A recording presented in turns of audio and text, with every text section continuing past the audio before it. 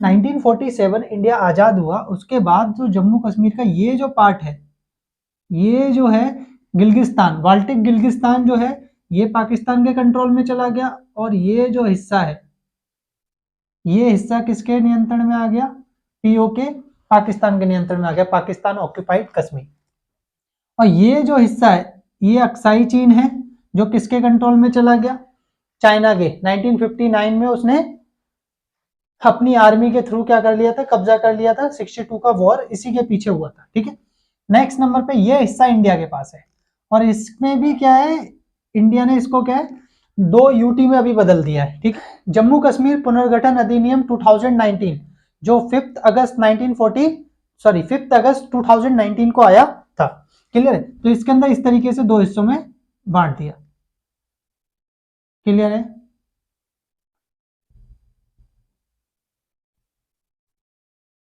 ये लद्दाख है और ये आपका क्या है, कश्मीर, जम्मू एंड कश्मीर,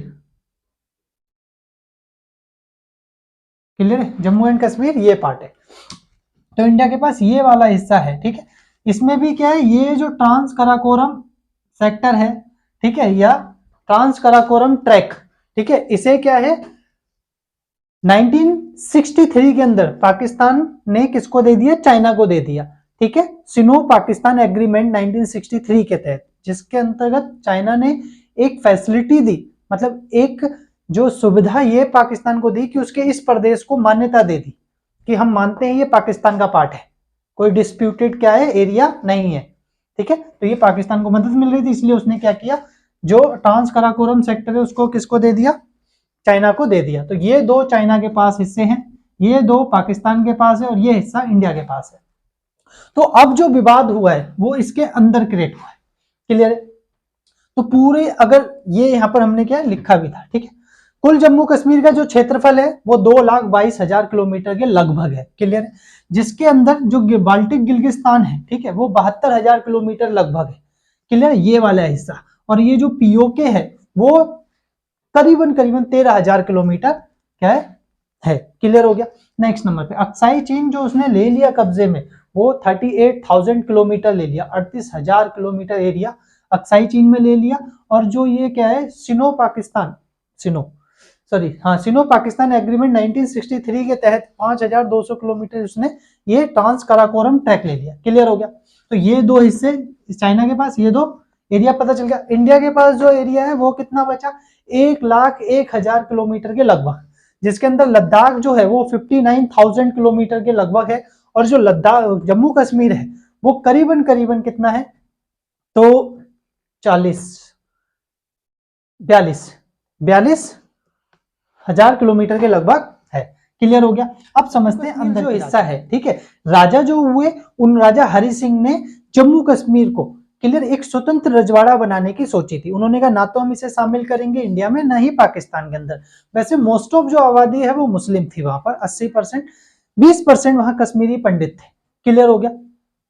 बौद्धिस्ट भी थे, क्लियर है, बौद्धिस्ट लद्दाख में बौद्धिस्ट थे, ठीक है। तो उस दौरान क्या हुआ कि पाकिस्तान जैसे ही आजाद हुआ 14 अगस्त 1947 को, ठीक है, उसने क्या तैयारी की जम्मू कश्मीर को अपने कंट्रोल में लेने के लिए, ठीक है। राजा हरि सिंह को उसका प्लान पता नहीं था।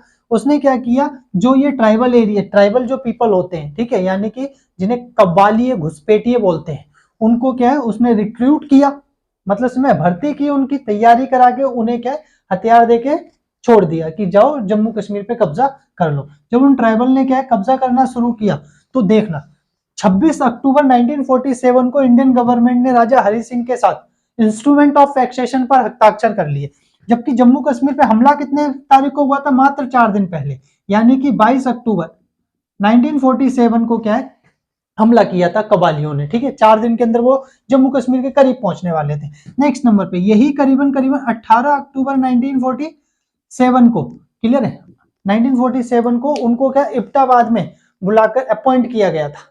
बात समझ में आ गई, ठीक है। तो अब समझते हैं क्या कि जब एग्रीमेंट हो गया इंडियन गवर्नमेंट और क्या नाम है महाराजा हरि सिंह, ठीक है, इंडियन गवर्नमेंट में जो उस समय गृह मंत्री थे सरदार वल्लभ भाई पटेल, ठीक है, वो गृह मंत्री भी थे और उप प्रधानमंत्री भी थे। उन्हीं को काम दिया गया था जितने रजवाड़े हैं उन सभी को इंडिया में क्या शामिल करना है, ठीक है। उन्होंने शामिल कर लिया। उसके बाद इंडियन अपनी आर्मी को क्या भेज दिया जम्मू के अंदर कि जाओ छुड़ा लो जो भी क्या है ये कबाली घुसपैठियों से जो भी हिस्सा इन्होंने हमारे कब्जे में लिया है। क्लियर है? तो आप समझ जाए इंडियन गवर्नमेंट आई, ठीक, मतलब इंडियन आर्मी ने क्या फटाफट फटाफट फटाफट इनको छुड़ाना आजाद कराना शुरू किया। ठीक है, बट जैसे ही ऑलमोस्ट डन होने ही वाला था तब तक नेहरू ने इस वाले विवाद को कहां उठाकर रख दिया, यूएनओ में। ठीक है, यूएनओ सबसे पहले, यूएनओ का उद्देश्य क्या है? संयुक्त राष्ट्र संगठन का उद्देश्य यह है सबसे पहले युद्ध नहीं होने देना है। क्लियर है? युद्ध को होने से रोकना है। अगर युद्ध हो जाए तो उसे रोकने की कोशिश करनी है। ठीक है, तो उसने सबसे पहले कहा युद्ध बंद कर दो।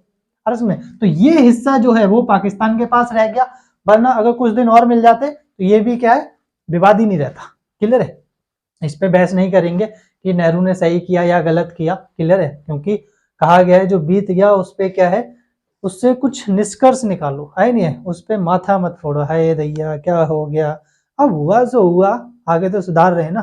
ठीक है, आगे देखते हैं। तो ये पीओके और ये क्या है बाल्टिक गिल्गिस्तान हिस्सा क्या है उसके कंट्रोल में रह गया। क्लियर है? ये हमारी एलओसी बनी, लाइन ऑफ कंट्रोल। क्लियर है? फिर उसके बाद क्या हुआ? उसके बाद इस हिस्से को हटा देते हैं। ठीक है, ये लद्दाख हो गया और ये जम्मू, इसको जम्मू एंड कश्मीर हमने बोला, उसने क्या बोला इसको आजाद कश्मीर बोला, मतलब जो उसने हिस्से को कंट्रोल में कर रखा था। ठीक है, पाकिस्तान ऑक्यूपाइड कश्मीर हमने बोला। ठीक है, पाकिस्तान अधिकृत कश्मीर जो पाकिस्तान ने क्या इलीगल तरीके से अधिकृत कर रखा है। अब देखते हैं भाई